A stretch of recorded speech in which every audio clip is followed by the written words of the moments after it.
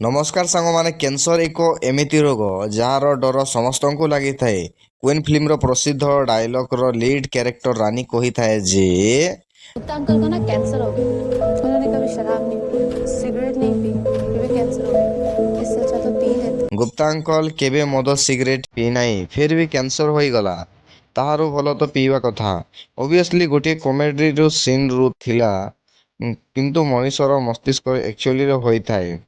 କେତେ ଲୋକ ଏମିତି ଲୋକଙ୍କୁ ଜାଣିଥାନ୍ତି ଯେ ସେ ତାର ଜୀବନ ସାରା କିଛି ବି ମଦ ପାଣି ସିଗାରେଟ୍ ପିଇ ନାହିଁ, କିନ୍ତୁ ତାହାକୁ କ୍ୟାନ୍ସର ହୋଇଗଲା। ଏହା କେମିତି ସମ୍ଭବ? ଅନ୍ୟ ସାଇଡ୍ରେ ଏମିତି ମଣିଷ ଅଛି ଯାହା ଜୀବନ ସାରା ସ୍ମୋକିଂ ଏବଂ ମଦ ମଧ୍ୟ ପିଇଲା ନାହିଁ, କିନ୍ତୁ ତାକୁ କ୍ୟାନ୍ସର ହେଲା ନାହିଁ। ସତ କଥା ଏହା ଯେ କ୍ୟାନ୍ସର ନିଜକୁ ନିଜେ ହିଁ କମ୍ପ୍ଲେକ୍ସ ଟପିକ୍। ଏହି କଥାରେ କୌଣସି ଡାଉଟ୍ ନାହିଁ ଯେ ଆଲକୋହଲ ପିଇବା ଦ୍ୱାରା 7ଟି ଅଲଗା ଅଲଗା କ୍ୟାନ୍ସର ହୋଇଥାଏ। ଯେମିତି liver cancer, breast cancer, oesophagus cancer, ଆଉ ସ୍ମୋକିଂରୁ lung cancer, mouth cancer, throat cancer, pancreatic cancer. 16ଟି ଅଲଗା ଅଲଗା କ୍ୟାନ୍ସର ହୋଇଥାଏ। କିନ୍ତୁ କ୍ୟାନ୍ସର 16 ପ୍ରକାରର ହୋଇନଥାଏ। କ୍ୟାନ୍ସର 200 ପ୍ରକାରରୁ ଅଧିକ ହୋଇଥାଏ। ଡିପେଣ୍ଡ କରିଥାଏ ଯେ ଏହା ଆମ ଶରୀରର କେଉଁଠାରୁ ଆରମ୍ଭ ହେଉଛି। ତ ଆଲକୋହଲ ଏବଂ ସ୍ମୋକିଂ ଦୁଇଟି ବହୁତ ବଡ଼ କାରଣ କ୍ୟାନ୍ସରର ପଛରେ। ଏହା କାରଣକୁ ହଟାଇ ଆପଣ କ୍ୟାନ୍ସର ରିସ୍କରୁ କମ୍ କରିପାରିବେ। କିନ୍ତୁ କ'ଣ ସେହି କାରଣ ଯାହା ହଟାଇକି ଆପଣ କ୍ୟାନ୍ସରରୁ ବଞ୍ଚିତ ରହିଯିବେ? ଏକ୍ଜାକ୍ଟଲି ଏହି ରୋଗ କେମିତି କାମ କରିଥାଏ ଓ କାହିଁକି ମଣିଷମାନଙ୍କୁ କ୍ଷତିକାରକ? ଆସନ୍ତୁ ଏହି ଭିଡ଼ିଓରେ ଗଭୀର ସହିତ ଜାଣିବା।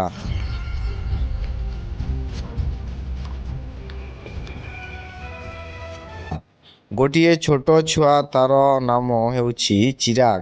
ତାର ପ୍ୟାରେଣ୍ଟସ୍ ତାକୁ ରୁଟିନ୍ ଚେକଅପ୍ କରାଇ ନେଲେ ଯେ ଜଣାପଡ଼ିଲା ଯେ ତାର ଶରୀରରେ ହିମୋଗ୍ଲୋବିନ୍ ବହୁତ କମ୍ ଅଛି ଏବଂ ଗୋଟିଏ ଟେଷ୍ଟରୁ ଜଣାପଡ଼ିଲା ଯେ ଥାଲାସେମିଆ ମେଜର ଗୋଟିଏ ବ୍ଲଡ୍ ଡିସଅର୍ଡର ଅଛି।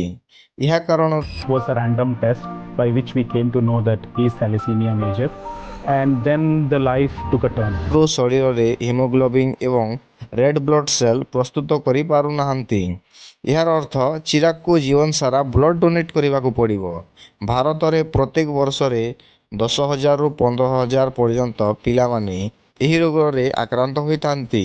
ଏଥିରେ କୌଣସି ପ୍ରକାରର ସନ୍ଦେହ ନାହିଁ ଯେ ଆମ ଭାରତକୁ thalassemia capital of the world କୁହାଯାଇଥାଏ।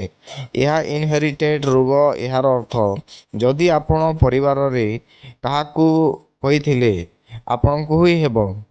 କିନ୍ତୁ ଥାଲାସେମିଆରୁ କ୍ୟାନ୍ସରର ରିସ୍କ ବଢ଼ିଥାଏ। 2015ରେ ତାଇୱାନରେ ଷ୍ଟଡି କରାଯାଇଥିଲା ଯେ ଜେନେରାଲ ପପୁଲେସନ ହିସାବରେ ଥାଲାସେମିଆ ପର୍ସନରେ 52ରୁ 18% ଅଧିକ କ୍ୟାନ୍ସରର ସମ୍ଭାବନା ହୋଇଥାଏ।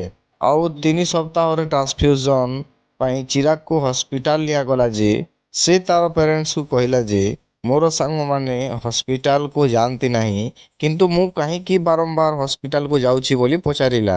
My friends doesn't go any hospital. Why always I had to go? I used to say, it's not like beta. They also go for fever, something and all like that only. So he was very small. So okay, mama, okay. କିନ୍ତୁ ଚିରାଗ ଯେତେବେଳେ 7 ବର୍ଷର ହୋଇଗଲା ସେତେବେଳେ ତାହାକୁ ଜଣାପଡ଼ିଲା ଯେ ମୋର କୌଣସି ପ୍ରକାର ଇସ୍ୟୁ ଅଛି ବୋଲି ଜାଣିଲା। ସେଥିପାଇଁ ପ୍ରତ୍ୟେକ 3 ସପ୍ତାହରେ ଥରେ ନିଆଯାଉଥିଲା। ଗୋଟିଏ ଔଷଧ ଖାଇକି ଆଡ଼ଜଷ୍ଟ କରୁଥିଲା।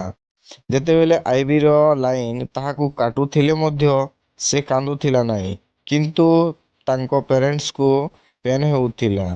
ତାପରେ ଗୋଟିଏ ଡକ୍ଟର ଡିକେଏମଏସ୍ ବିଷୟରେ କହିଲେ ଯେ ଷ୍ଟେମ୍ ସେଲ୍ ରେଜିଷ୍ଟ୍ରି କ୍ୟାନ୍ସରକୁ ବୁଝିବାକୁ ପଡ଼ିବ।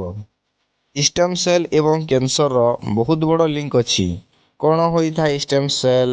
ଆପଣମାନେ ଏହି ନାମରୁ ଅନୁମାନ ଲଗାଇ ପାରିବେ ଯେ ଷ୍ଟେମ୍ ସେଲ୍ ଏମିତି ସେଲ୍ ଯାହା କାରଣରୁ ଆହୁରି ଅଧିକ ସେଲ୍ ଡେଭଲପ୍ ହୋଇଥାଏ। ଏମାନେ ନିଜକୁ ଅଲଗା ଅଲଗା ପ୍ରକାରର ପରିବର୍ତ୍ତନ କରିଥାନ୍ତି। ଏହା ସେହି ସେଲ୍ ଯାହା କାରଣରୁ ବ୍ଲଡ୍ ସେଲ୍ସ ବନିଥାଏ, ମସଲ୍ ସେଲ୍ସ, ସ୍କିନ୍ ସେଲ୍ସ ବନାଇଥାଏ ଏବଂ ଏହି ଶରୀରର ଡ୍ୟାମେଜ୍ ସ୍ଥାନକୁ ମଧ୍ୟ ରିପେୟାର ମଧ୍ୟ କରିଥାଏ। ପ୍ରେଗନେନ୍ସିର ସମୟରେ ଗୋଟିଏ ଫର୍ଟିଲାଇଜ୍ ଏଗ୍ ବ୍ଲାଷ୍ଟୋସିସ୍ରେ ବନିଥାଏ।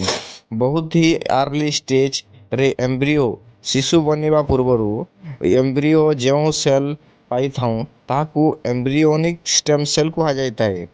ଏହା ଏମିତି ସେଲ୍ ହୋଇଥାଏ ଯେ ଶରୀରର ଯେଉଁ କୌଣସି ରୂପ ନେଇଥାଏ, କିନ୍ତୁ ମଣିଷ ଯେତେବେଳେ ବଡ଼ ହେଲେ ସେଲ୍ ମିଳି ନଥାଏ ଯେ ଗୋଟିଏ ସେଲ୍ରୁ ଆଉ ଗୋଟିଏ ସେଲ୍ର ପରିବର୍ତ୍ତନ ହିଁ କରିନଥାଏ। ଏଡଲ୍ଟ ସେଲ୍, ଷ୍ଟେମ୍ ସେଲ୍, ଯାହାକୁ ସୋମାଟିକ୍ ସେଲ୍ ମଧ୍ୟ କୁହାଯାଇଥାଏ, ଶରୀରର ଯେଉଁ ଟିସ୍ୟୁ ବା ଅର୍ଗାନ୍ ହୋଇଥାଏ ନିଜ ହିସାବରେ ରିଫ୍ଲେକ୍ଟ କରିଥାଏ। ଯେମିତି ଆମର ବ୍ରେନ୍ରେ ଷ୍ଟେମ୍ ସେଲ୍ ଅଛି, ସେହା କେବଳ ବ୍ରେନ୍ର ହିଁ କନଭର୍ଟ ହେଇପାରିବ। ଆଉ ଆମ ସ୍କିନ୍ରେ ଷ୍ଟେମ୍ ସେଲ୍ ଅଛି, ସେହା ସ୍କିନ୍ରେ ହିଁ ବନିପାରିବ। ଏବଂ ଆମ ରକ୍ତରେ ଷ୍ଟେମ୍ ସେଲ୍ସ ଅଛି, ସେହା ଅଲଗା ଅଲଗା ବ୍ଲଡ୍ ସେଲ୍ରେ ହିଁ କନଭର୍ଟ ହୋଇପାରିବ।